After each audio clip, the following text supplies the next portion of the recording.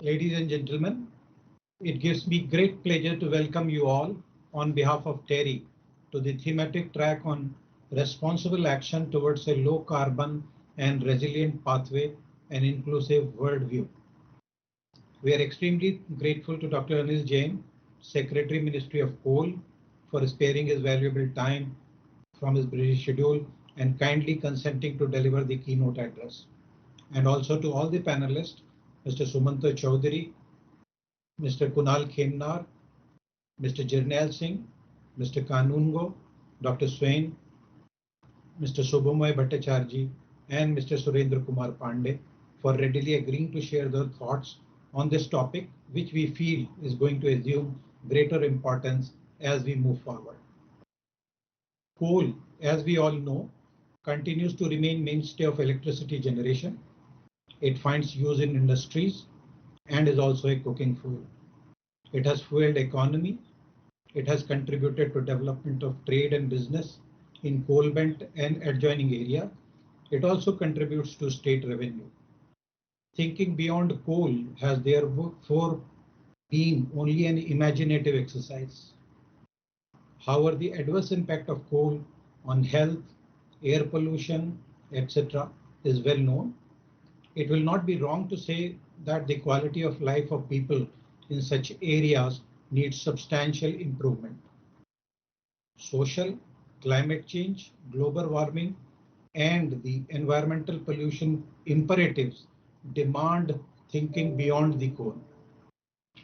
TERI initiated research in this area in 2018-19, starting with on-ground assessment of implications of closure of 4 out of 10 mines due to exhaustion in the mining district in Betul in Madhya Pradesh. We are taking our research further into developing a holistic framework for assessment of implications arising from the imperative of phase down of coal. Support of MacArthur Foundation in this study is gratefully acknowledged. With the announcement of achieving net zero target by Honorable Prime Minister, it is time to start moving away from imagining beyond coal to thinking beyond coal. In this backdrop, I now request my colleague, Dr. Jayanto Mitra, Senior Fellow TERI, to set the context in detail. Dr. Mitra has a doctorate in social science with more than 26 years of experience in the area of action research, program and change management, as well as knowledge creation. Much of his experience is in the social sector. He has a passion for capturing insights and converting the same into tacit knowledge and policy dialogue. Over to you, Dr. Mitra.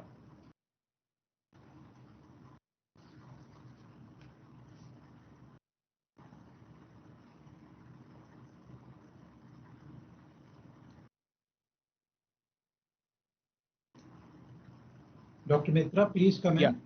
Thank you, Mr. Saxena. I hope I'm audible and the screen is visible. Can you see my screen? Yes. Okay. Thank you. Good morning, everyone. Yeah. So I'm going to take you.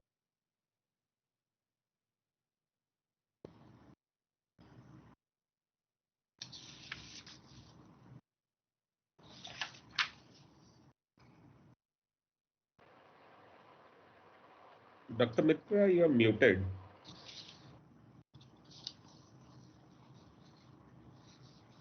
Sorry, can you hear me now? Yes. Yes. Yeah. Well, I'll quickly take you through some of the slides I have prepared here to put across, certain thoughts around coal and coal economy. And, I hope that provides the contours for today's discourse and sets the tone for the day. So coal, everyone is familiar with coal, and we all know that India holds fifth largest coal reserves in the world, and 70% of India's electricity generation is coal-based. And industries, businesses, state revenue, local economy, people, one finds an over-dependence on coal historically. If you look at and if statistically, if we try and look at the kind of dependence on coal, the 15 million people are coal dependent directly or indirectly. Now, Having said that, I would like to bring your attention to the hard fact that fossil fuel is not limitless, and I think that that is something that we need to sort of accept this reality. Moving forward, we need to explore alternatives beyond coal.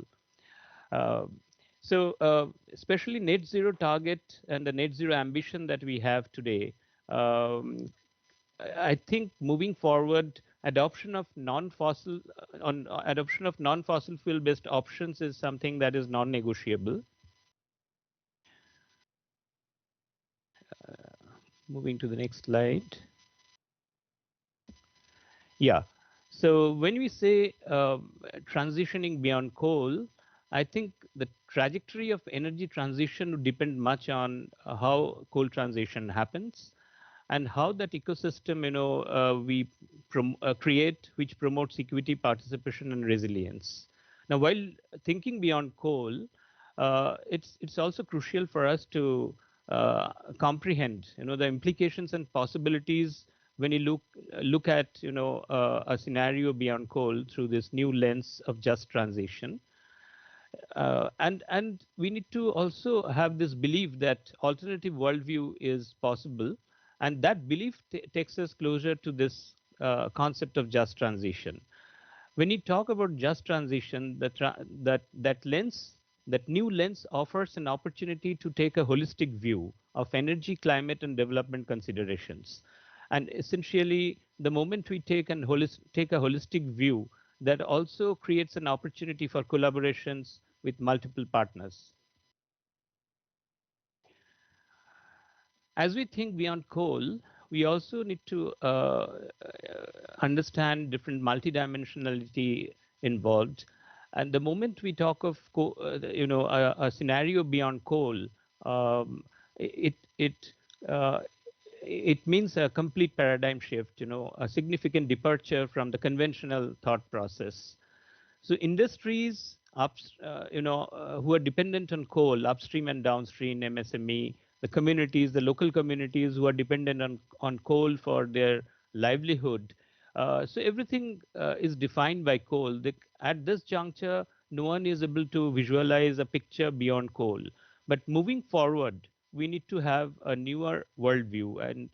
And when we talk of a newer worldview, I think that uh, the thought of just transition and a dialogue begins, that unfolds. But when we talk of just transition, it's also important for us to understand different stakeholders in the coal value chain, and therefore mapping, multiple segments of population when you talk of multiple stakeholders who are associated with this coal value chain. However, I would also like to assign importance and highlight here people who are at the bottom of the pyramid, who are resourceless, who don't have access to resources, who are vulnerable, who are low skilled, and whose social capital is very weak. So those common masses, the labor force, who are at the bottom of the pyramid, their needs and aspirations, their voices need to be captured, and therefore they need to be part of this dialogue.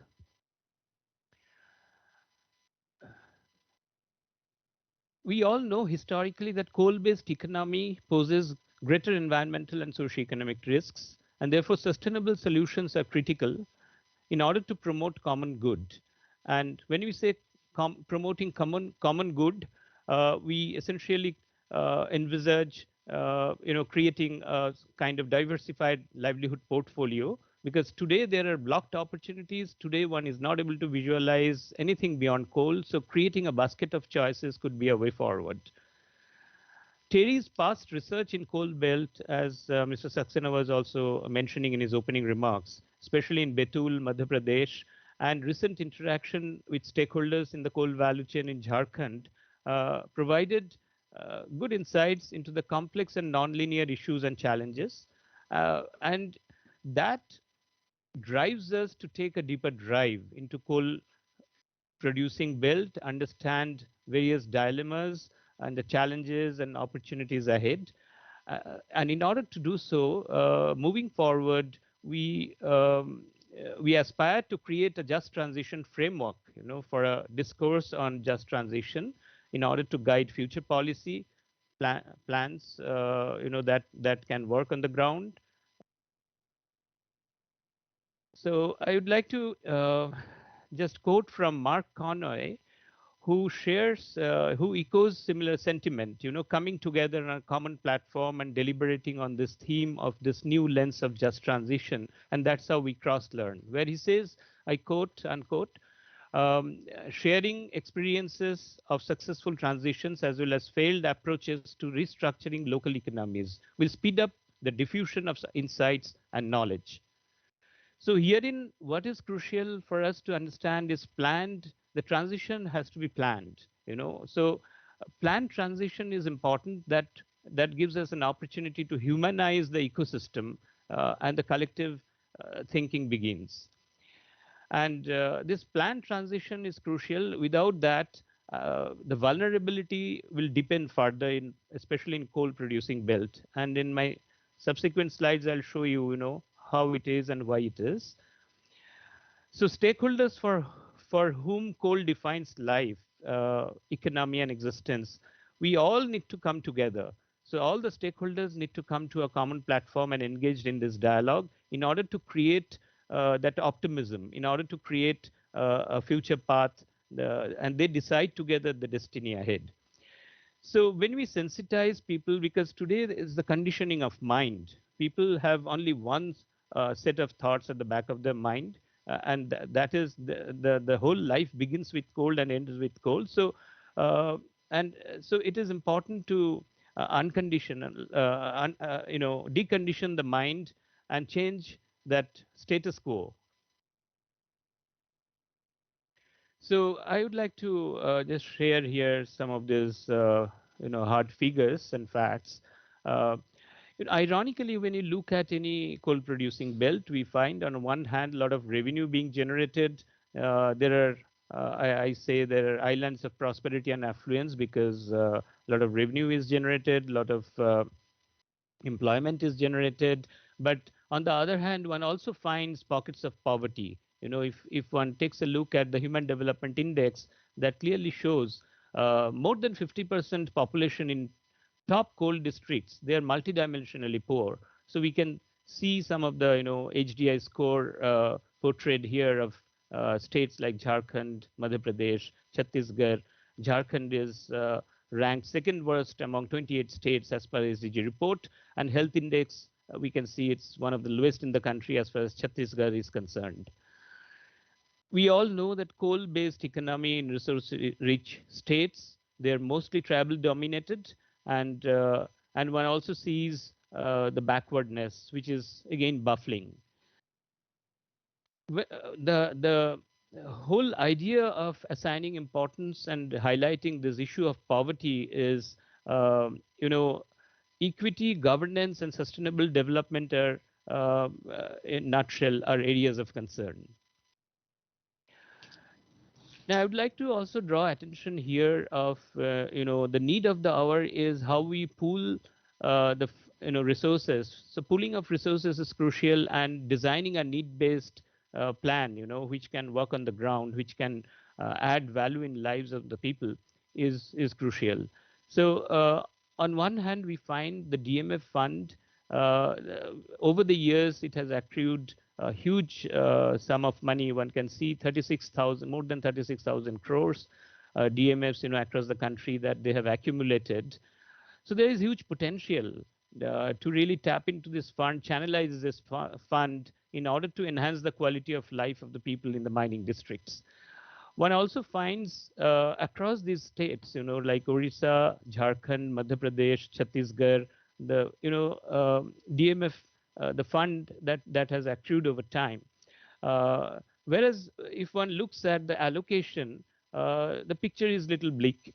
Um, Odisha, we find 196 crore allocated, especially during this COVID period, which is a nice gesture though, but one finds is disproportionate, looking at the magnitude of the problem on the ground. whereas in Chhattisgarh it is bit high, 9%. So it is varying between 2 and 9%. However, one doesn't find any information as far as MP is concerned, and in Jharkhand it's nil. So that also makes me infer that there is a great need, to create a micro plan which is aligned with local needs and aspirations, which can be eventually scaled. So, as I was mentioning that sporadic sprinkling of some resource or a bandit solution will really not work. What is the need of the hour is to have a graded plan and a detailed district-wise project report and a sustained fund support, and which may be achieved through convergence. So it's not only the DMF fund, we have other opportunities of leveraging funds from schemes like livelihood mission and so on. So just transition plan needs to touch upon factors of restoration, rehabilitation, livelihood, and quality of life. And and this certainly calls for a greater reflection and reallocation of the fund that's available with us. So how do we channelize it in order to respond to those ground level challenges? So moving forward, I think what works best is promoting an entrepreneurial ecosystem, and natural resource and agro-based diversified livelihood strategies is something that we need to really put our minds together, which eventually could trigger incremental and transformative changes at various levels and help us promote common good. So before I conclude, I would like to quote from Nobel laureate Amartya Sen, who very aptly remarked, "The quandary of unsustainability may be our predicament, but the task of solving it is ours as well. The nature of the problem, its fuller appreciation, and the ways and means of solving it all belong to us, humanity as a whole." Thank you very much. Thank you very much, Dr. Jayanto. Now, may I now request Dr. Anil Jain, Secretary, Ministry of Coal, to launch this web portal and thereafter give his keynote address. Dr. Jain, please. Dr. Jain, he has to click.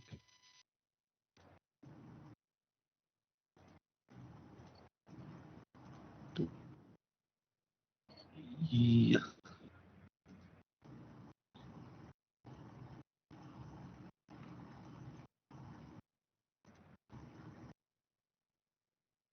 So thank you so much, Dr. Jain. This is a web portal we have created for assimilation of knowledge and presenting all the work which we do together, and it will serve as a single source of knowledge and information for all concerned. Thank you so much. May I now request Dr. Jain to deliver your keynote address, and it will help us immensely in taking this research work which we started in the middle of last year to sort of a build on to the work which we had done in the Betul district of Madhya Pradesh. Now we want to develop a holistic framework which will help us to look at the issue of just transition. Dr. Jain, please. Thank you, Mr. Saxena. Good morning, friends. Let me at the outset thank TERI for giving me this honor. Every year we look forward to this summit, and I get an opportunity to share my views and hear everybody. And this is the 21st edition, if I'm correct.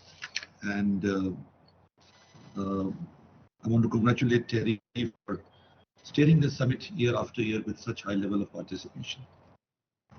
So today's overarching theme of this session is responsible climate action towards a low carbon and resilient pathway, an inclusive worldview. And within that,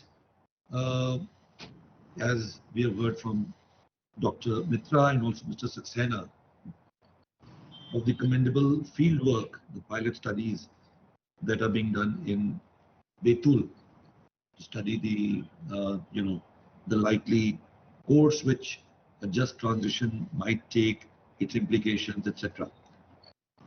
So let me try and set the Indian coal story within the overarching theme. So I will break up my comments under these three keywords: responsible climate action, low carbon and resilient pathway, and inclusive worldview. See, when we talk of a responsible climate action, uh, we all understand that we have to respond to the challenge of the environment, the way we are using it, the way we are using our resources, the lifestyles, and the implications they have on our future generations and even on the present times. So we all appreciate climate change is not a local phenomenon. In India, if all of you notice that a couple of years back, the debate was more on addressing the local air quality concerns. And the narrative was that climate change is a global phenomenon. We are not responsible for it, the developed world is responsible for it, but it is local air quality which we must address. But as you might notice that slowly, steadily, along with the local air quality concerns, India has now very much recognized that we have to contribute in a big way towards the climate change concerns as well. And that is why, especially after the Glasgow COP, you will notice, in fact, I'm noticing it a lot sitting in this chair, there's a lot of discussion around just transition and, the implications of this on Jharia, Dhanbad, Korba, etc., etc. Now, continuing this debate on the responsibility, we also need to be conscious that as academics, as stakeholders, as senior civil servants, society leaders, we cannot mislead our industry, we cannot mislead our people and the world on what we need to do, our status. Climate change is a scientific phenomenon, and we have acknowledged it. This time at Glasgow, India finally did agree. People may dither over the terminologies, but phase down of coal is now upon us and it has been accepted. So this, in a way, signifies Indian government's, Indian people's acknowledgement of a responsible climate action. Now, moving to the next one, the low carbon and resilient pathway. There is no doubt that India's renewable energy agenda is one of the most ambitious the world over. And this has been acknowledged by world leaders, and our Prime Minister has been hailed for taking leadership of this. Getting to, in the year 2012, the launch of the 12th five-year plan, our renewable achievement was, to my mind, about 25 gigawatts. And from there today, we have sanctioned, things are underway, we have already achieved. So 175 gigawatt from 2012 to 2022, maybe 23, is a massive, hike. But at the same time, we also need to have a resilient pathway. I mean, if it's all low carbon, but if it is not resilient, then it's not even a responsible climate action. Our energy security needs, as we all know, and right now, there cannot be a better time for us to emphasize this point, that with the ballooning of commodity prices in the world, natural gas prices, which India was importing at about $6 a million BTU, are today striking at $20. Coal, which we were importing, little requirement that used to coal was $25, is $95. And oil, we all read in the papers, is hovering around $85 to $90 a barrel. So our energy security, which we often define in terms of import dependency, makes us conscious that we need to have a resilient approach. What that approach might be, I'll enlarge in some time. Our electricity per capita consumption being 1/3 of the world, 1/3 of China. And with all the development imperatives, now there is a bounce back after Corona. This year, the electricity demand as we sit in this financial year is up by almost 9%. And even next year, the Ministry of Power thinks is going to be no less than what growth we achieved this year. So is it really possible to immediately launch a carbon-free, fossil-free agenda for our people? It will not be a resilient energy strategy. I remember in 2010, when UK launched its clean energy strategy and decided to commit itself to a major, cutbacks by 2030 and then by 2050. There's a lot of scare in the British industry, British economy, and that is when they came out with what you call the UK 2050 calculator. We made our Indian version, ISS. So that time they tried to assuage the feelings of the industry that moving to a low carbon will be a multi-pronged strategy, and it will not really make the British industry, non-competitive, etc., etc. But this was 2010, and 2011-12, when they had a similar problem with Russia on gas supplies through Gazprom, then suddenly coal consumption went up. Even last calendar year, 2021, coal consumption generally gone up in the world, because when commodity prices went up, then you need to supply energy to your people in an economically sustainable manner. So India's overall energy electricity strategy, at the heart of which lies coal, amongst the ordinary people, the realization is little that coal continues to supply almost 72% of India's power. And on an overall basket of commercial sources of primary energy, coal is still about 56%. So while with this huge agenda of almost 500 gigawatts of renewable by 2030, I think coal will need to plateau very soon and start falling down.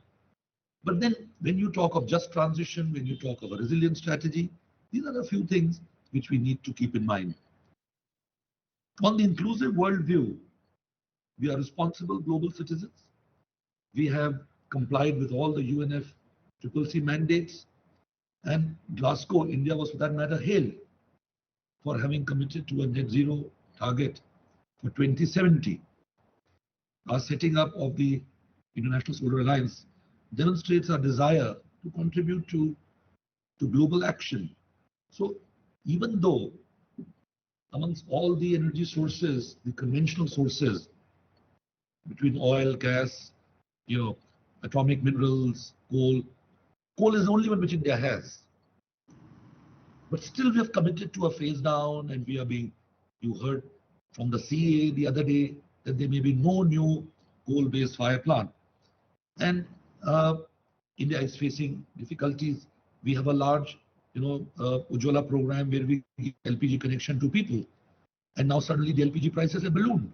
So all this creates, the Indian economy will have to face the challenges, but we are committed to it, and we will be handling it in an appropriate manner. So in the end, let me say that there is a global recognition of country-based strategies. We call it by any other name, CBDR, etc., etc. We just saw, you might have been reading, that in the EU, there is now a split between the countries.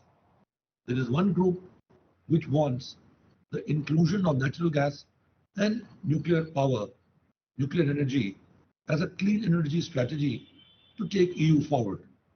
We all know that natural gas is also a fossil fuel, but it's less carbon emittive than coal, granted. But then for climate action for 2050, 2100, even that has to be a part of the overall clean energy strategy. But since natural gas is something which EU and Europe cannot seem of doing without. So the point I'm trying to make is that there is a global recognition that there has to be a country-based strategy. And the roadmap has been optimized. There is a lot of uncertainty in this roadmap. When you talk of a just transition and phasing down of coal, what if not coal? Yes, India has 300 sunny, cloud-free days of sun, and we can produce solar power, and our peninsular region can produce wind power at a very, very economical cost. But then what is going to be the cost of battery storage, what is going to be the cost of hydrogen, the green hydrogen. Those things depend on global action in technology. So that brings in the uncertainty, and there will always remain these uncertainties, like the pandemic brought to disruption, to supply disruption in the energy chain. So with all these things in mind, I think Indian planners, in which TERI is a very integral part, Niti Aayog, all the think tanks have to get together and draw a resilient, pathway for a clean energy future. I commend TERI for hosting this conference, as I mentioned, for the last 21 years, which helps shape national debates on such interesting topics of great import. My best wishes for the success of the summit. Thank you very much. Thank you, sir. Thank you, Dr. Jain. And may I now invite Mr. Ajay Shankarji, Distinguished Fellow TERI and former Secretary, Department of Industrial Policy and Promotion, Government of India. Let me begin by, I think, appreciating TERI and MacArthur Foundation for beginning this conversation in the country well ahead of time. Normally, we in India, we're in the middle of a problem, then we start wondering how to resolve it. Now, clearly, coal in India will be used at the levels at which it is being used, or maybe a few little higher levels, for at least another 10 years. I mean, debate can take place whether it is 8 years or 12 years or 14 years. So for us to begin discussing just transition today is something of a pace setter within the country of how to start addressing problems in the future and thinking about it well time. Now, India having announced at Glasgow that we will achieve net zero by 2070. So clearly 2070 is the outer date, and maybe it could be earlier depending on how things evolve. The use of coal has to end whenever net zero is achieved. Now, we have fortunately an extraordinarily distinguished panel with diverse experience and expertise in the discussion today. All of you have their CVs, so I won't take up limited time in telling you about their strengths. So I would take a minute or two to pose issues. Now, right now, and for the coming years, there are so many million people who get employment in the coal sector and related activities. The state governments get royalty, and they are dependent on those royalties. And these are some of the more challenged states, I would say, states which are a little less developed and need to develop faster. So the issues are that when we begin phasing down production of coal, how do we handle the issues that get thrown up?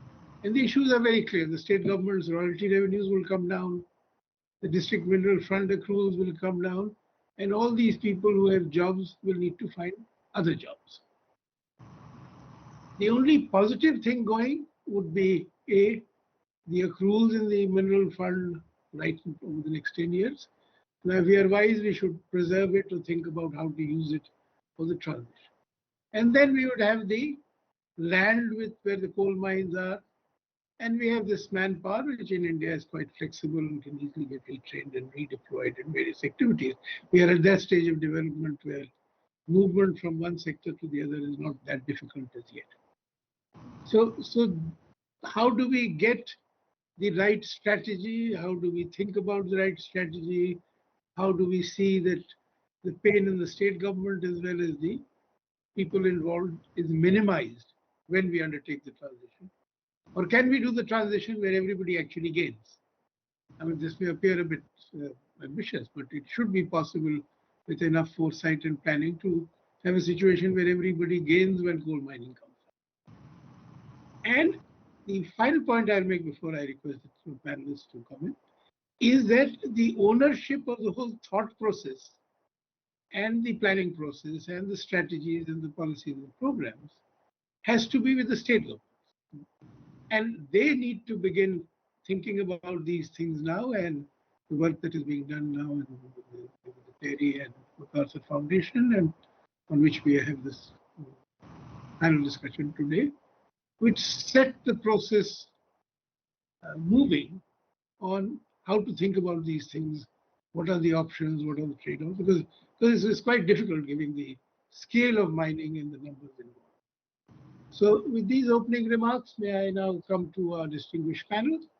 In the interest of time, I would say try and limit your comments to about 6 minutes, and come to as far as possible to some very specific ideas which appear to you to be important enough. So our first panelist is Dr. Sumum Chaudhary.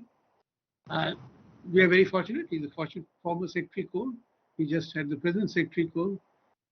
And I have known Dr. Chaudhary, Sumum Chaudhary. He's an outstanding mind. So over to you for your comments, please.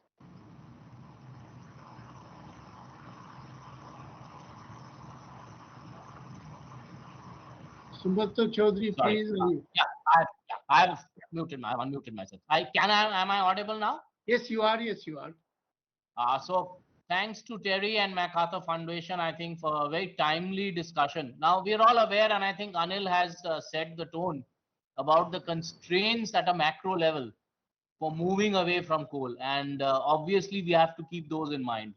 But at the same time, I think a couple of things, and since the chair mentioned about what specifically one can do, so I'll start with, we all know that, there are about 20 or 30 major coal bearing districts in the country, which will contribute the bulk of the coal production, and where the bulk of the coal mines are either located or will be sort of opened up now.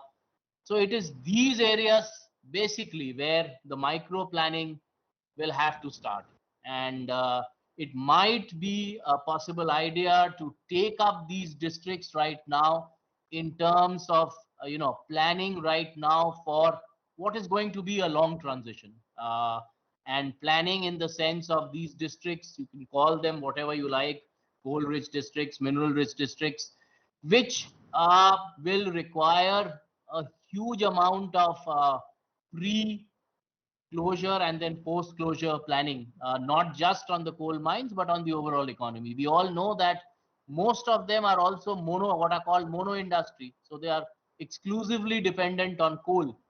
And therefore, when the coal economy starts to degenerate, the entire economy of the region starts to degenerate. And that is what you will have to sort of start to build in right now, a plan which provides the kind of alternative employment, both socio-economic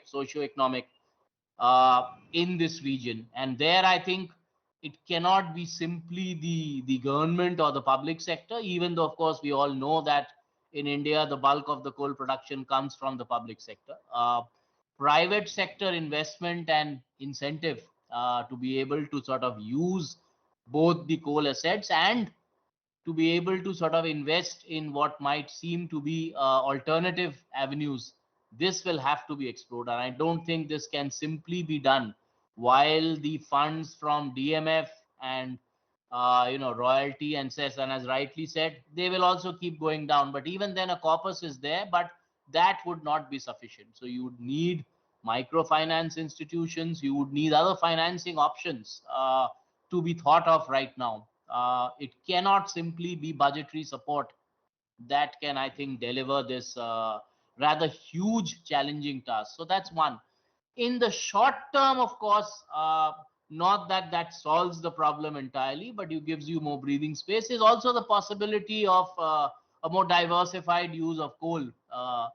We all hear of coal gasification. It's not really, in the sense, taken off so far in India, but there are sort of different projects where this is being tried. As far as I know, probably Jindal Steel has done it to some extent, but that would be one way of ensuring at least a less carbon intensive way of using the coal resources. And while that would still not be, I think, the end solution, but these kinds of technologies whereby at least you are able to get a better use of coal need to be worked out in parallel, along with the larger issue of transition planning. And I think this is something that you will have to do. One is not at the cost of the other, but basically to supplement.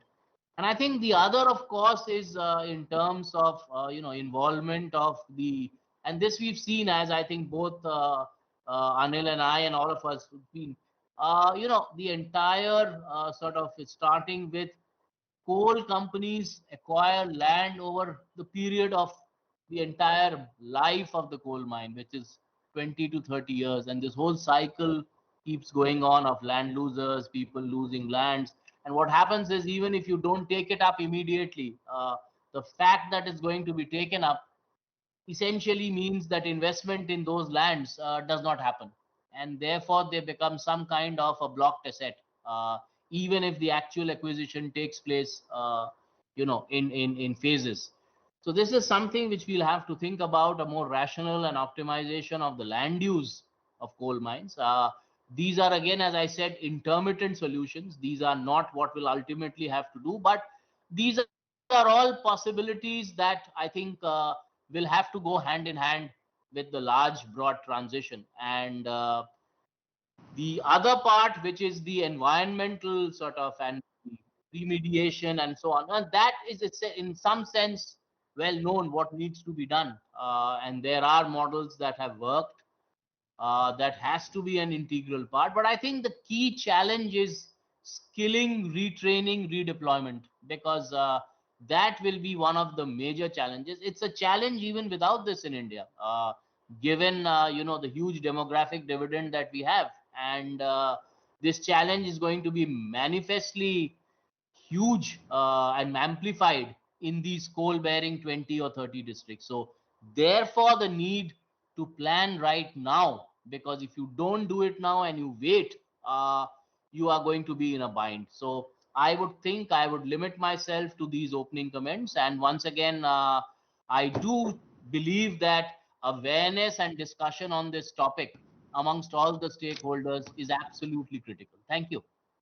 Thank you. Thank you for your enlightening comments. May I request Dr. Kunal Khemnar, IAS, Additional Municipal Commissioner, Pune. He brings to the table very recent field experience in a coal mining area. And therefore, we look forward to his comments, especially. And I appreciate Thank you, sir. reaching out to him and asking him to share his thoughts. Over to you. Please. Thank you, sir. Thank you so much. A very good afternoon to all of you on the event of World Sustainable Development Summit 2022, organized jointly by TERI and MacArthur Foundation.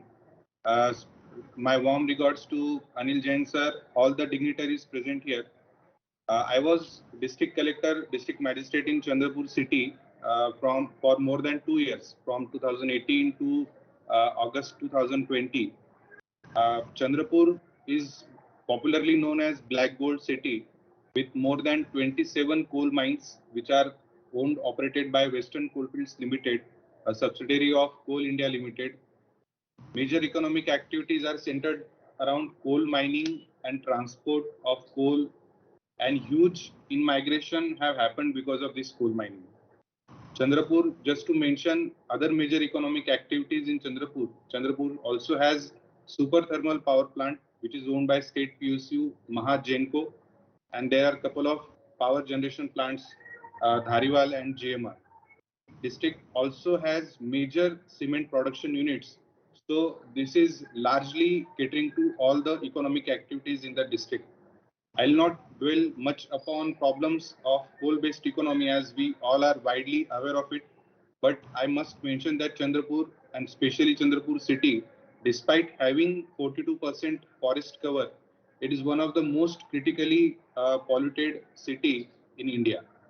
And so people are definitely facing problems related to pollution.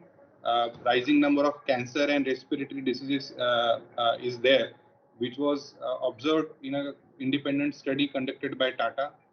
Then problems because of this coal mining and other issues are related to land acquisition, rehabilitation, loss of livelihood because of land acquisition, then power transmission, towers, transmission, high tension transmission lines, which hamper agricultural productivity and employment. And then, as Chandrapur also has a sensitive Tadoba Wildlife Sanctuary, a threat, a very nearby coal mines pose threat to this Tadoba wildlife, its biodiversity. There are not major, but I would say definitely there are instances of coal smuggling and theft which have caused increasing crimes. And Chandrapur being more than 30% tribal population and heavily tribal district, there is always a looming threat of Naxalism also, because our neighbor district is with Gadchiroli and Gondia, and it puts severe strain on infrastructure like road, water, etc. There are labor-related issues. So, keeping my discussion around points which are given in the note, that who will be key stakeholders in making this just transition.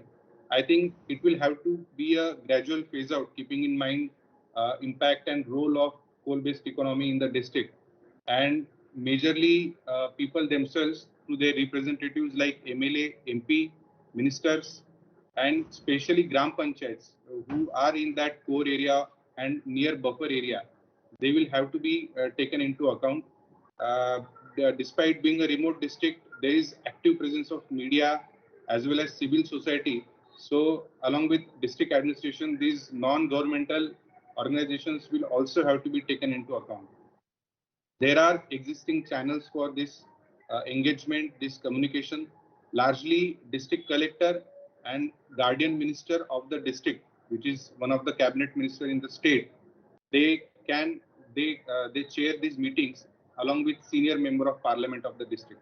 So I must mention various committees like District Mineral Foundation, then District Industrial Center, MSME, then Disha Committee chaired by senior member of parliament, then District Planning Committee chaired by Guardian Minister, and National Rural Livelihood Mission. These are some platforms or some channels through which we can engage.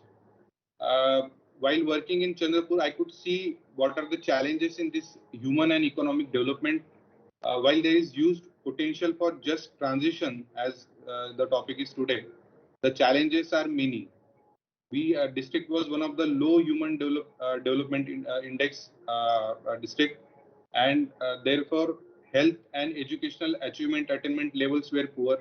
Lack of skill and lack of other job opportunities, which will be a major hurdle in this transition. Then many times there is lack of political willpower.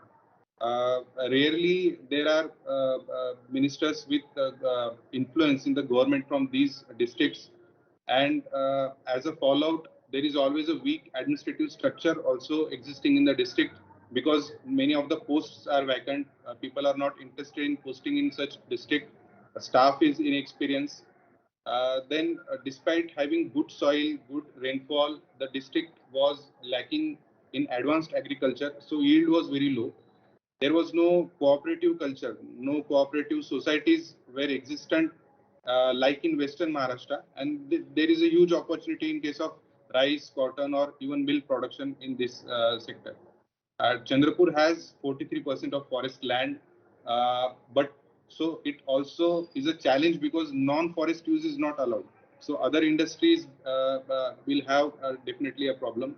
And because of huge forest, man-animal conflict also becomes a major concern in the district.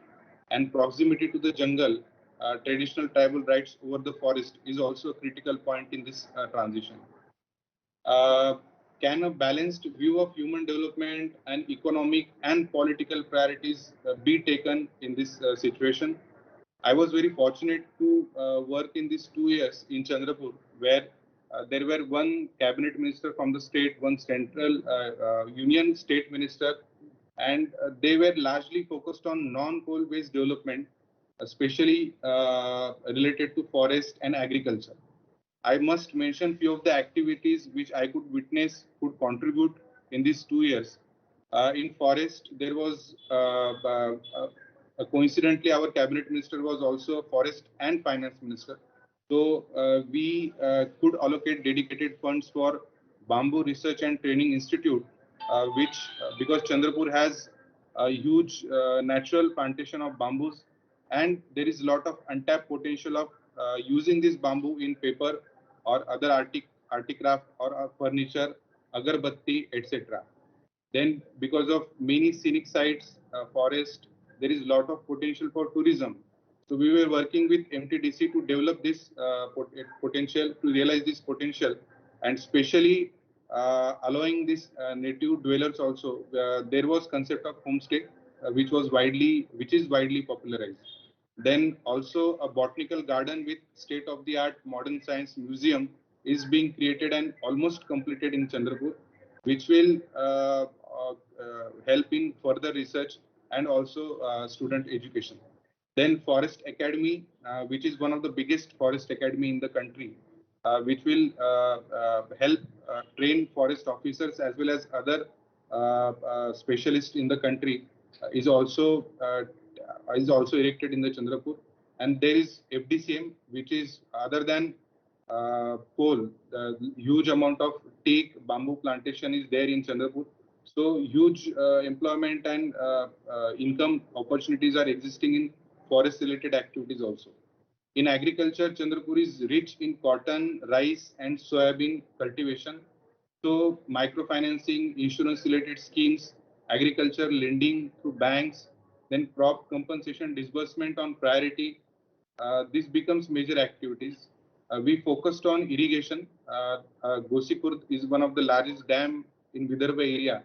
So development of canal, micro irrigation facilities up to the fields, and also solar irrigation facilities because of less maintenance on farmers for electricity bills was also done.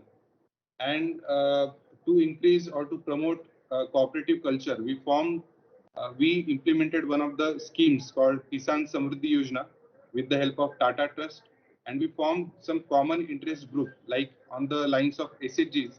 We formed these CIGs, and we implemented some of the unique and innovative schemes which were not existing in current state or central government schemes, like providing them with common well for irrigation, polyhouse to promote horticulture, fruits and floriculture, and livestock development, keeping in mind increasing demand for A2 milk, provision of desi cows, then small animals like goats and poultry.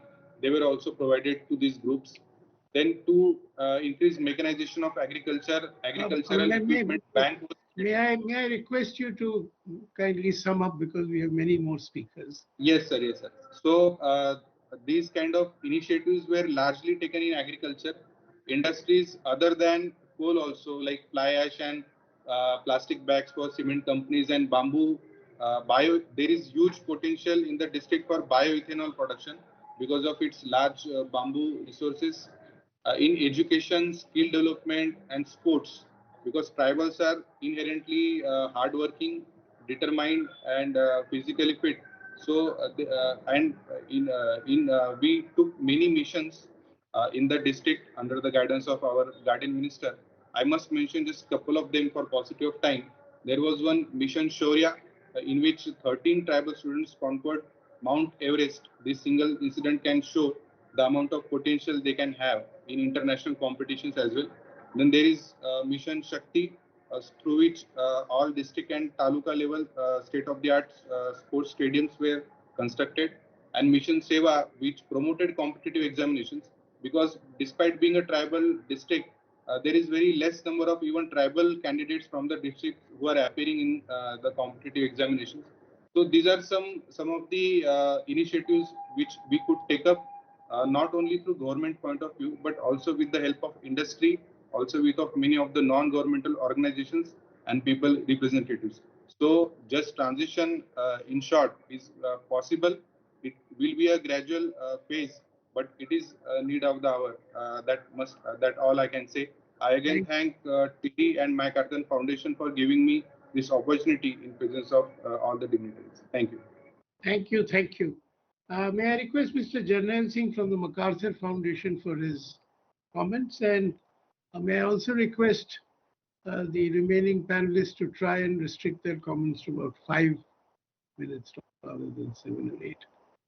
Mr. Jarnail Singh, please. Thank you, sir. Thank you, Mr. Shankar. And it's such a pleasure to speak amongst so many accomplished people on the ground as well as thinkers. So I'm very pleased to be here. Um, I'll just give a quick brief about the foundation because not many in the audience might know about it. It's an international philanthropic organization based in Chicago, US. And we've been working in India since early 90s on the issues of population reproductive health. And since 2015, we started the climate program in India. Of course, sustainable development was an issue, a focus area since 90s, but we squared down on climate solutions since 2015, right after the Paris Agreement. And India was one of the three geographies. The other two were China and US. So with this in mind, the whole theory of change was that uh, if India and China and US, if these three countries show international leadership, the world will be in great place as far as climate change mitigation is concerned.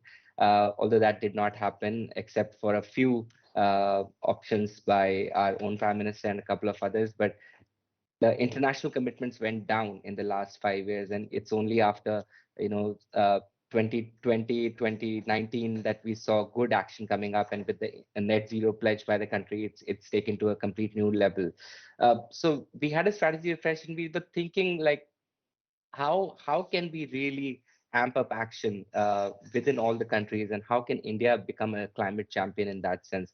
And that's where subnational action and the focus on equity, climate justice really shot up to the top. And that's where equity becomes a key pillar of our work in India going forward, and just transition is at the heart of it. And of course, we have supported a lot of other civil society organizations, but we are very, very excited to work with TERI on this project, which is at the heart of this transition beyond coal. And I'm glad that Dr. Jan is also here, and he spoke so eloquently about the subject. I think we all agree that we have more questions than answers in this space, as Mr. Shankar really put out that this conversation is ahead of time, but the time that we have available is the next 5 to 10 years, when we have to decide it also that the following decades can be of at least a relative ease for this transition to go forward. Uh, so I'll highlight three key trends that are happening at this point of time. One is the overarching 2070 pledge that our Honorable Prime Minister has placed in front of the world at the Glasgow meeting. At the same time, the dual pathway that India is progressing with, that RE is also growing, renewable energy is also growing. At the same time, coal is also growing. Of course, RE is growing faster, but these two tracks are going simultaneously in the interest of energy security, access, and a lot of other factors. At the same time, the foundation and a lot of our civil society partners also feel that there is a geographical disparity that needs to be taken into account, which means that India, if we think of India, for instance, a state like UP with 200 million people, it's almost the size of Brazil, or two-thirds of the population of the US. So it's very unfair to compare these, a state in India with a state in the US or elsewhere. These are countries in itself. And that's why, we have to think state-wise when it comes to this kind of a transition, wherein some states will lose out, and we are honest about it. We understand that some states will lose out as part of this transition, and some states, as we can see, are gaining as part of the clean energy transition. So I'll sum up over here by saying that state level approaches are things that the foundation is prioritizing on. Of course, Chhattisgarh, Jharkhand are the key areas that we will be focusing on when it comes to transition. At the same time, we're also trying to see what people are thinking about this transition. What are the communities that will end up suffering on the ground? Is there a voice for them? How can the process be more consultative? And also looking at alternative paradigms of development. It might not happen that if coal industry goes out of a particular district or a state, the other industry comes and sets shop.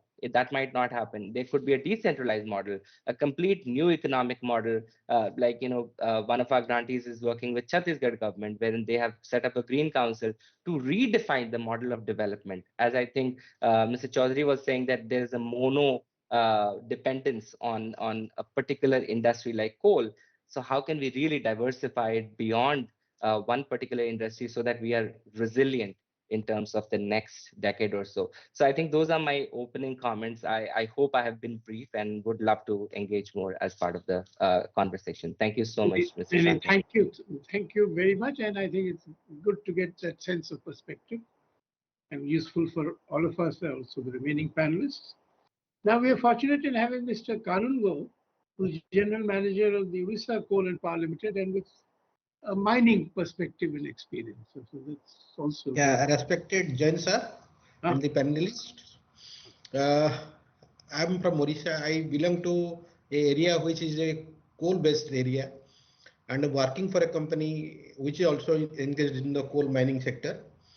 So the ground reality, I will tell you about the ground realities of this planned migration from coal sector to the green energy sector.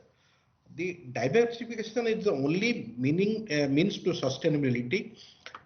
Because the time is very short, I will just try to answer your question for 5 or 6 questions that has been given in the last page of the paper that has been shared. The first question was, who are the key stakeholders that can play an important role in making the transition to low carbon economies fair and just? Actually, the area where the coal mines are based, there the people are the main stakeholders. We have to, before transition from coal sector to other sectors or green energy sector, the people have to be taken into consideration, their livelihood, their land, their tradition, their culture, everything has to be taken into account before this transition. We are having a mines in Sundargarh district, which is one of the most undeveloped districts of the Odisha, and it's having around 17 coal mines. There I have seen the poverty, the road condition of the roads, the condition of the hospitals, the condition of the education system, the corruption, everything is pen and paper, it looks greenery, but actually the ground reality is very, very shabby. So my answer to this question will be the industries in that area, the people, the district administration, all are the stakeholders who should be taken into account before taking any decision for the coal transition. The second question is, what are the channels through which the engagement can be established in across various actors? At the central government level, at the state government level, at the local level, these are the 3 levels where the administration works. So all these 3 at these 3 levels, the engagement should be done. The local administration is it is the bottom of the pyramid, but it is the most crucial crucial channel through which this type of transition, during the transition, this type of things are to be done. Third thing is, what are the challenges envisaged towards implementing just a transition strategy in the energy sector? In India, there are wide disarray of disagreement within the different stakeholders regarding the form, shape, and nature of energy transition, which brings being pursued nationally. Environmental groups, local communities, and often energy sector experts have pointed out their actually in the rural belt of coal sector, the challenges are enormous. The road, you will find that the road conditions are very poor. The hospitals are having very bad condition, and you will not find doctors are there in the hospitals. District administration doesn't listen to the people. So these are the key challenges which the government has to act, and the government has to take care of the local people, local administration. These are the key challenges. And the last question was, can the coal producing states take a balanced view of human development scenario and economics as well as political scenario? My answer will be yes. The 5 largest coal producing states in India are Jharkhand, Chhattisgarh, Odisha, West Bengal, and Madhya Pradesh. The economy of these states are mostly depend upon the minerals. Out of the sold price of coal, states gets about 22% of the cost as tax and royalties. Transition from coal to renewable will bring the state's income down. So before transition, alternative tax mechanism or alternative financial model has to be developed so that the states should not object about the transition. Then there was a question, given the geographical and cultural diversity of communities in coal mining locations, how opportunities can be local level be explored and implemented with support from the government, business and civil society organizations. At local level, the coal mining areas, in coal mining areas, there is a trust deficit. People at the local level, they do not trust politicians, the other stakeholders, the district administration. So first, the trust deficit has to be bridged so that people can believe the local administration, the policies of the state, the policies of the country. So that gap has to be bridged. For that, you have to engage the local people for decision making in the decision making process. The self-help groups that has been created by government in those areas, they have to be also a part of the decision making process. And the last question is how public entities in the federal government can work together in developing strategies, policies that can help in creating social and developmental opportunities for affected communities. Today, most of the public sectors in coal mining areas are working in different models and in different way and in diversified way. In my opinion, central as well as the state government should have same policy for the development of people, giving them an alternative livelihood. So every industry has a CSR fund. They are doing this, investing this CSR fund in different way. If all the industries should have a common CSR model, so these funds can be, suppose in a particular district, one industry is working for water conservation. So the particular industry should be given work for the water conservation projects, and the other industry should be given focus in some other area. So for the same work, different industries should not invest money. So, and another thing can be thought of, industry should be given key performance areas through which they can show their performances, and this should be mandatory for the PSUs as well as the large or medium sector industries, so that they can spend some amount of money really in the stake of the coal mining affected areas. So major problems in the coal mining areas are people don't once you are going for the transition, people will lose their job, they will lose their land, and these two areas are to be taken into account before the transition. And the third thing is, for the development of those areas, some concrete modeling is to be done. There are about 30 districts which are coal bearing areas in the country. A common model should be there irrespective of the government, irrespective of the political will. So once the people of that area who will be affected by the transition, if they are on the board in the decision making process, then it will be a successful model. That much I can say. Thank you, sir. Thank you. Now we come to, I think, the thought leadership segment of the panel, people who thought of various issues and have rich experience. So the first person is Dr. Ashwini Swain from the Center for Policy Research. And one thought I'd like for all the panelists to follow is the key would be to get economic activity going at a momentum in the coming 10 years, so that the state economy can handle the decline of coal mining, coal revenue and coal jobs. Dr. Swain, please. Thank you, Mr. Sankar. First of all, this is very promising to see the broad consensus across various speakers in this panel from different backgrounds that we have to plan for a transition away from the coal and coal-based economy, and that's very promising. And over the last couple of years, I am seeing that consensus gaining strength over days. And given that a lot has been said by earlier panelists, I'll try to focus and limit my intervention to 4 key points. And to start with, first, what Dr. Mitra said in his presentation, just transition is not just about coal, it's beyond coal, it's about energy, climate, and development.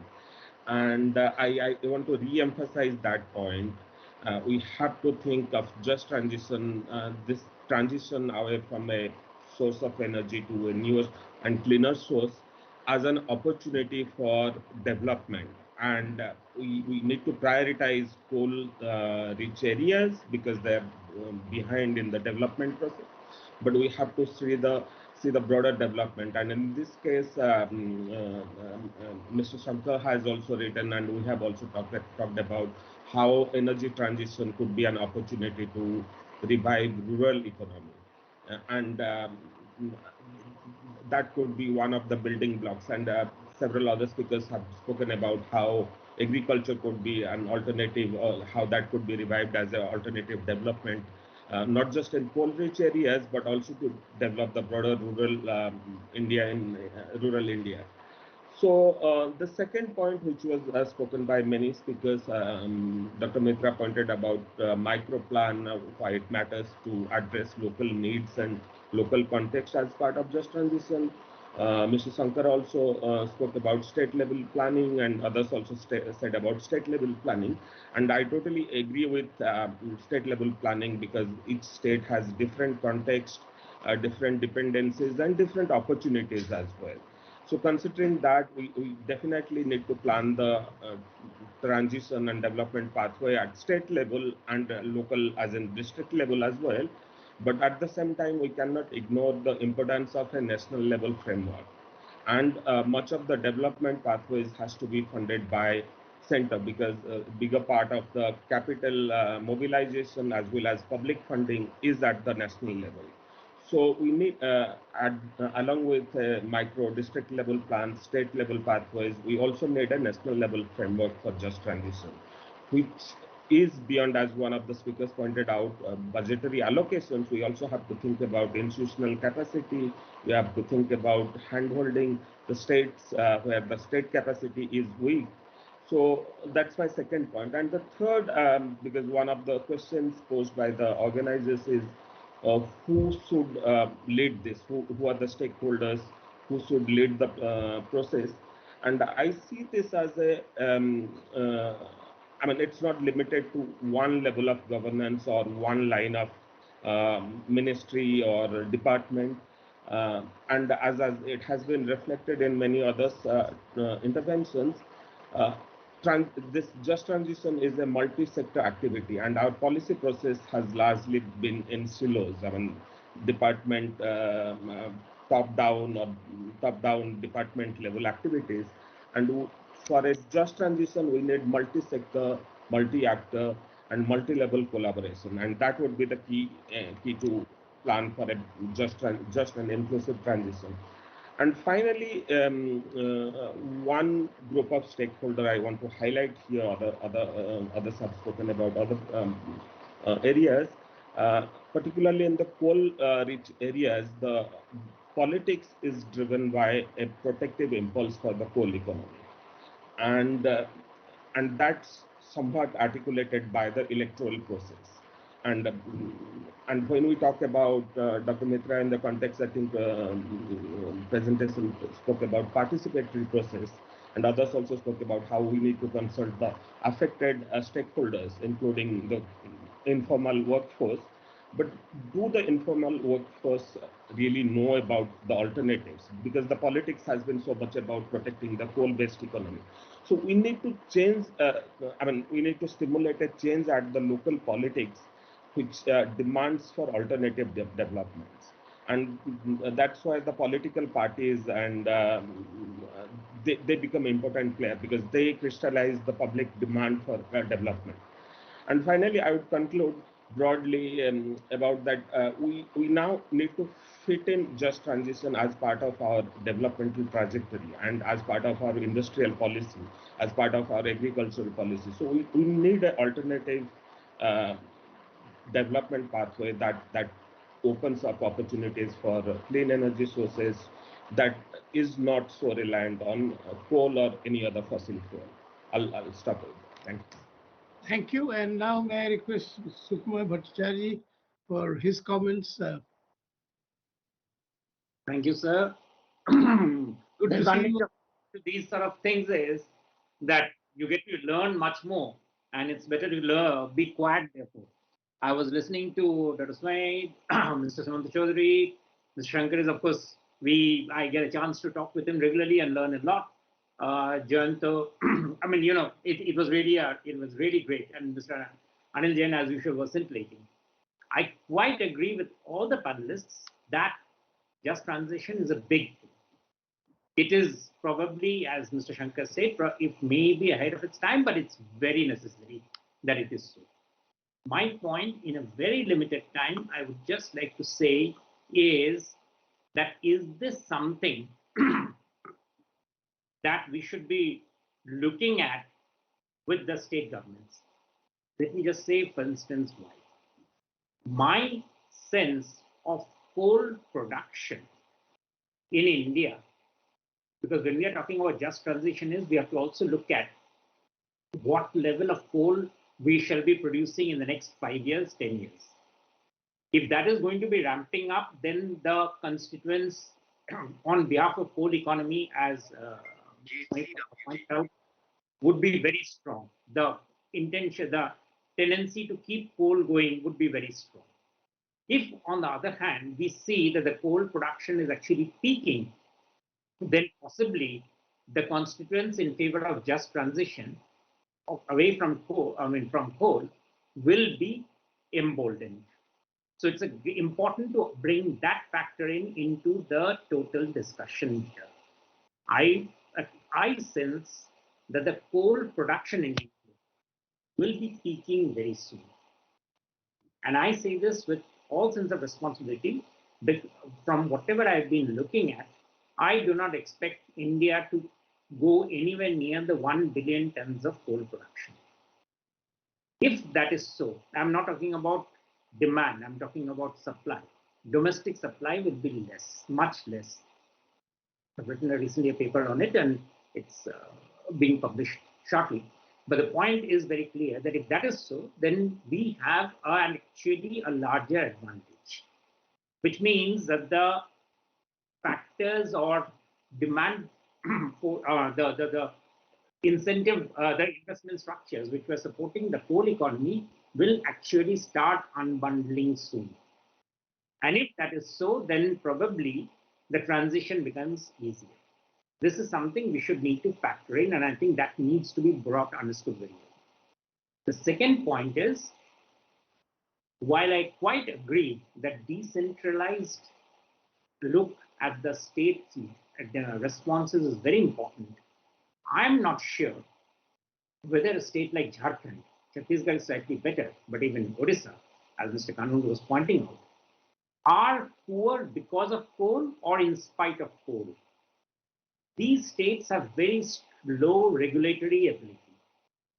My suggestion is that TERI is a very strong organization which can actually look at it, to look at regulatory sandboxes of how these states do in terms of their regulatory ability for handling other challenges like health, education, and others.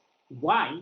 Because that will give TERI a sense, and with the MacArthur Foundation, that whether these states can actually steer the coal transition or the larger mineral transition, as both Dr. Mitra and Dr. Swain pointed out. If that is not the case, then I will be very leery about letting such a large transition, such a large agenda, which is probably the biggest agenda in the energy sector in India right now and has ramifications across the world, to be handled by these states. Even if we say that the center will be, coming in with money, because I don't think money is the issue. These states do not, as of now, from my understanding of their budgets over the several years, show that they have the ability, administrative ability, to steer this transition. And if these states don't have the transitional ability, then obviously the district mineral fund foundations set up at the district level has even less ability then to handle. The local rights need to be made clear, the local positions need to be made clear, but that will not be coming because that those voices will not be articulated well, and even if they're articulated well, yet the supply response in terms of policy will not be happening sharp. That is my biggest point. And to make it a point, make it clear, I'll just give an example. There is a continuous fight between the mining rights and forest rights happening out in the states. These are not national level fights. These are state level issues. To my experience, none of these states have been able to resolve these properly as of now. So again, therefore, as I said, I'm not very comfortable thinking that such a large agenda should be happening with the states without developing their regulatory ability. And I think that needs to be thought through. And if that means it's a more centralized sort of a thing, probably something like a coal commission or something at the national level, I'll be comfortable with it. Thank you. Thank you. Thank you for bringing in some fresh perspectives on the complex issue. Now, we are very fortunate that we will end with the voice of the workers unions. We have Mr. Surendra Kumar Pandey of the BMS, and may I request you for your thoughts and comments, please.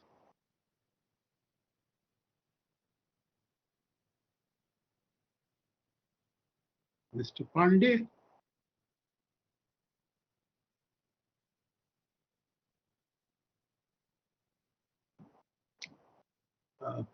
Mr. Pandey, do we have you?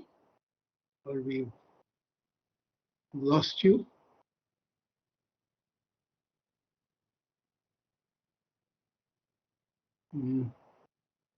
If Mr. Pandey is not there, then I suppose we could move on. The organizers, do I take it that Mr. Pandey is not there? Well, if we get him, then we can bring him back. So now we are running a bit late, so I think I will skip the Q&A session and request the organizers to share the questions with us individually, and we can respond to them through a message or through an email or something. And may I now hand it over to Mr. Sanjay Mitra for the concluding remarks. Then over to you. Thank you very much, sir. It's been a wonderful experience listening to these distinguished panelists and the keynote address. And I was very, Joyanto also set the framework. Hello. Myself, Surendra Kumar Pandey. आ गए आप? पहले आप पहले बोल रहे please. Mister Mitra will wait. हम तो आपका इंतजार ही कर रहे थे. सर एक मिनट खाली बैठ जाओ सर. एक मिनट असल में एक दूसरी मीटिंग भी चल रही थी जेबीसी से. नहीं आप लोग तो बहुत व्यस्त रहते हैं, मुझे मालूम है. हाँ नहीं बस एक मिनट सर. रूम में मैं पहुंच गया हूँ, यहाँ आ गया हूँ. मैं 10 मिनट में अपनी बात पूरी कर लूंगा. तो सर पहुंच गया. ठीक यही बैठते. ठीक है सर, शुरू करता हूं मैं. आप शुरू करें. 5 मिनट लगभग. हाँ ठीक, चलिए 5 मिनट में कर देते हैं. कर देता हूँ 5 मिनट में. तो मेरी आवाज आती है आप सभी को? बिल्कुल साफ आ रही है और आपकी तो बहुत ही महत्वपूर्ण आवाज है. ठीक है सर. बहुत धन्यवाद. को इंतजार करना पड़ा तो बहुत संक्षिप्त में अपनी बात करूंगा. 5 मिनट का समय है. तो कोयला उत्पादन, भारत में कोल उत्खनन पर एक नजर जैसा डालेंगे तो मुझे लगता है आज की तारीख में 851.14 मिलियन टन कोयला हमको लगता है. ये मेरा अपना डाटा है, उसको ब्रेकअप नहीं बता रहे हैं. लेकिन हमें अभी कोल इंडिया की तरफ से आज भी एक निर्देश है, ये आपकी कुल जानकारी के लिए, कि आपको केवल 851 पर नहीं रुकना है. कोल इंडिया के लिए ये टारगेट 1 बिलियन कर दिया, यानी 1000 मिलियन टन हमें करना है. अभी हम कर रहे हैं 596, यानी हमारे लिए 403 मिलियन टन बढ़ा दिया. और तो एक तरफ ऐसी बात हो रही है कि कोयले की निर्भरता हमको कम करनी है, कोयले को कट करना है, हमको जो है रिन्यूएबल एनर्जी पर बढ़ना है. दूसरी तरफ हमारे ऊपर दबाव भी है. दोनों बातें चल रही हैं. अब अलग अलग सेक्टर में हमारा कोयला जाता है, वो परसेंटेज अलग है. लेकिन कुल मिलाकर के पेरिस एग्रीमेंट मेरे दिमाग में जो आता है, उस पेरिस एग्रीमेंट में हमने ये कहा था, आज भी हम उस पर कमिटमेंट है और कोल इंडिया उस पर काम भी कर रही है.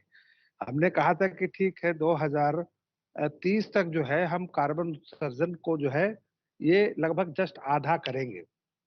ऐसा हम भी प्रयास कर रहे हैं कि 2030 तक इसको कम करेंगे। अभी हम सभी को मालूम है COP26 समिट हुआ और प्रधानमंत्री जी ने 2070 तक नेट जीरो की बात कही है। बहरहाल वो उनका अपना रवैया था।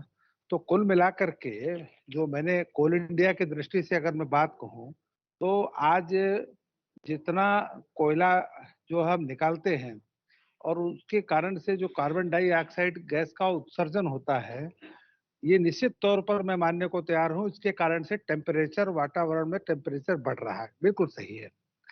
और पेरिस एग्रीमेंट में हमने कहा है कि भाई उत्सर्जन को कोयला CO2 जो है वो हम कोयले से 50% कम करेंगे, इसकी जगह पर रिन्यूएबल एनर्जी लाएंगे, सोलर, विंड, हाइड्रो जो भी है, इसके कारण ये सारी चीजें हम लेकर के आएंगे। तो कुल मिलाकर के मेरे ध्यान में क्या आता है कि सोलर से जिस समय 2015 की थी उस समय 4000 मेगावाट बिजली होती थी, लेकिन आज सोलर से 44,000 हो गई। तो प्रधानमंत्री जी ने कहा था कि 2022 तक हम 1 लाख मेगावाट बिजली करने वाले हैं। तो मुझे लगता है अगर इसी गति से चलते रहे तो 1 लाख मेगावाट जो है ये इस समय हो जाएगी। अब 2030 तक जो प्रोजेक्शन है मुझे लगता है लगभग 5 लाख मेगावाट का होगा कि सारे गांव और उद्योगों तक बिजली जाए तो 5 लाख मेगावाट होगा। अब 5 लाख मेगावाट बनाना है तो 1 लाख मेगावाट का भी हमने कर लिया सोलर से, तो 4 लाख मेगावाट की जरूरत और पड़ेगी। तो वो हम सोलर से, विंड से ये हम कर सकते हैं। लक्ष्य ज्यादा है किंतु असंभव नहीं है मेरे हिसाब से। लेकिन मेरा मानना क्या है कि कोयले के बिना कार्बन उत्सर्जन के बिजली या अन्य संयंत्र हम चला सकते हैं क्या? ये भी एक प्रश्न मेरे सामने है कि भाई कोयला अगर है तो केवल कोयला को हटा दिया जाए, केवल रिन्यूएबल एनर्जी से ही चलने वाला है, कोयले से भी कोई रिन्यूएबल एनर्जी के जैसे काम कर सकते हैं क्या? उसका उत्तर मैंने खोजने का प्रयास किया इस सेमिनार के नाते। तो मुझे लगा कि नहीं, कर सकते हैं। क्या है, जो सॉलिड कोल है हमारा, लिक्विड कोल, उस सॉलिड कोल को जो है हम conversion from solid coal to liquid coal कर सकते हैं, conversion from solid coal to गैसीय कोल कर सकते हैं। ये टेक्नोलॉजी हमने जो है अडॉप्ट कर ली है, इस टेक्नोलॉजी पर हम आगे बढ़ गए हैं।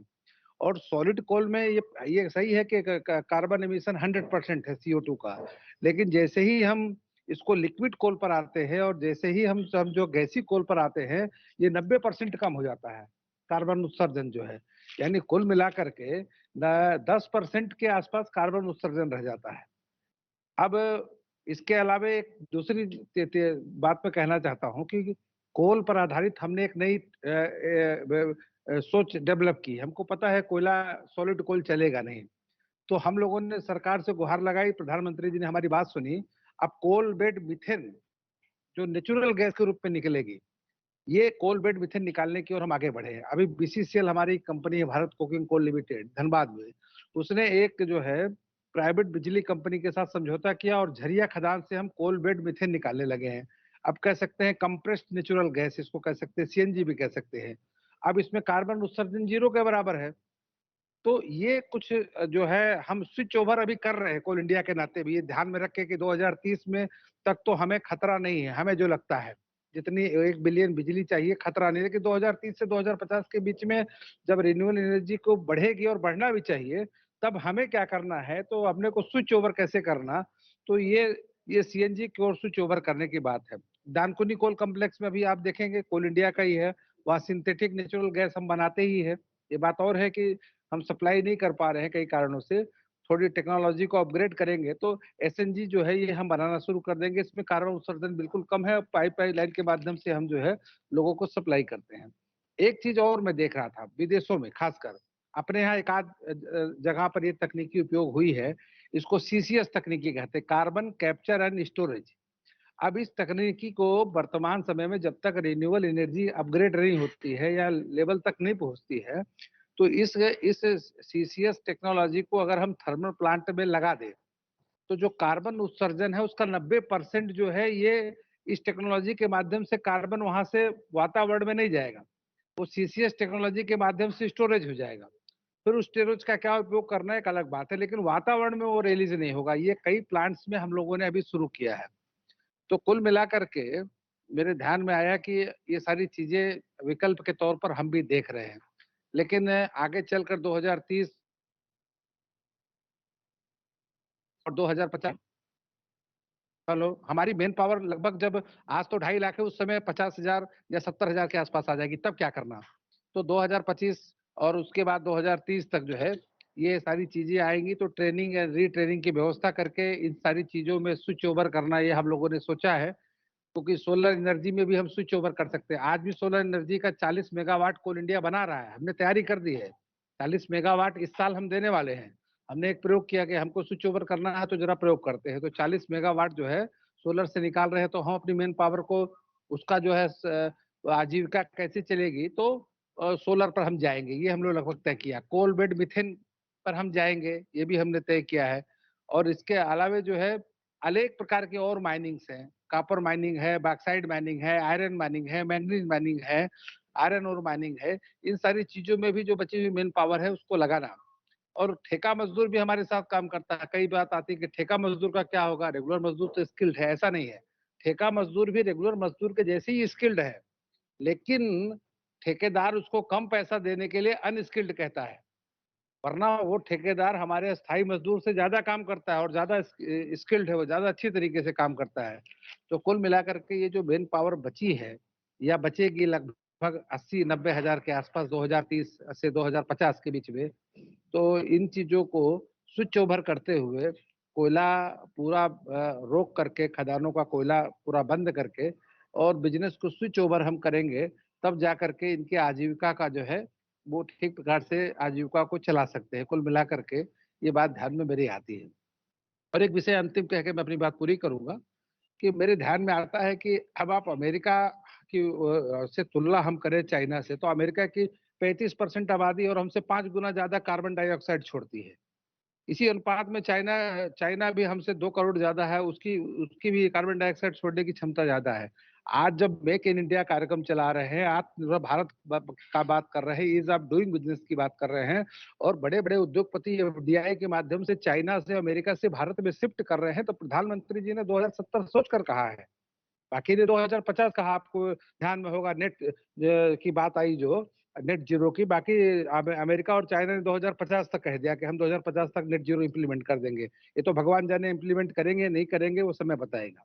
आज तक जो कहा वो किया नहीं, लेकिन हमने 2070 सोच कर कहा है।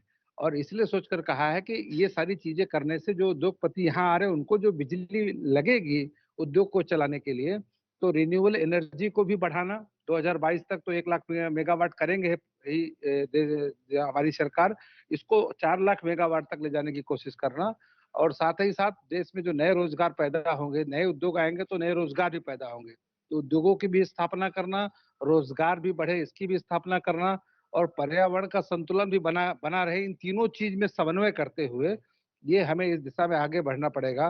तथा पर्यावरण संरक्षण की दृष्टि से अग्रगामी पहल में भारत को ही करना है, ये भी मैं कहना चाहता हूँ कि भारत को ही पहल करना पड़ेगा। और यह तभी ये विश्व जो है, यह सृष्टि जो है और इसके भीतर रहने वाले रहवासियों का जीवन जो है वो सुखी समाधानी हो सकता। संक्षिप्त में 5 मिनट में मैं इतनी ही बात आपके सामने कह के मेरी बात को समाप्त करता हूँ। धन्यवाद। Thank you sir. बहुत बहुत धन्यवाद। Sanjay Mitra, may I come back to you and request you for your concluding remarks? Thank you, sir. So we had a very nice discussion. Jayanto set the tone by talking about, the transition. Then we had Anil Jain, who the Secretary Coal, who in his keynote address made a very important point. He talked the country that direction. And a very interesting point, a win-win kind of mechanism, which will ensure that none of these stakeholders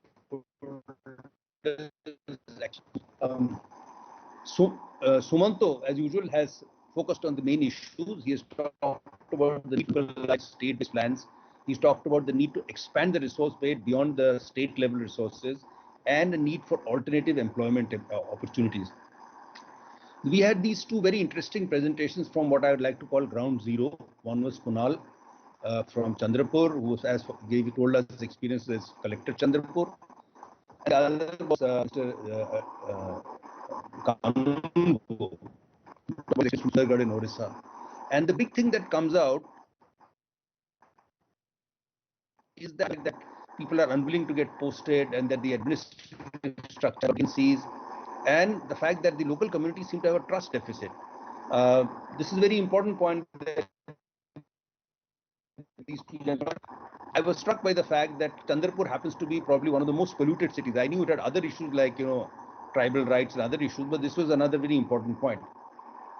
The MacArthur Foundation again brought through a point that it would like to focus on equity at the subnational level.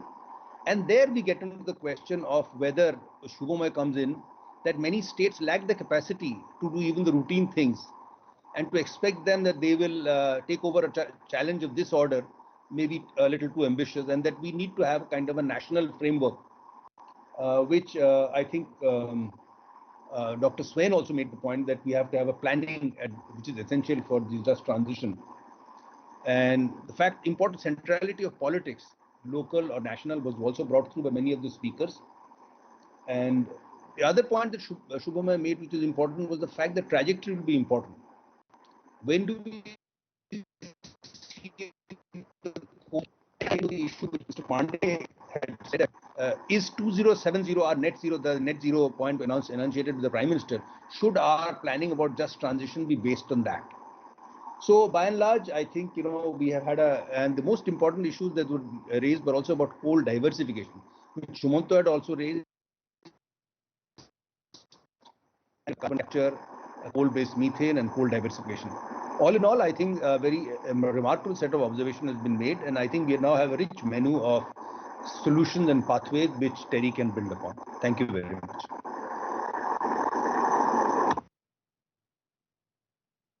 Thank you. I think. Thank you, sir. Thank you, everybody. Special thanks to all the panelists.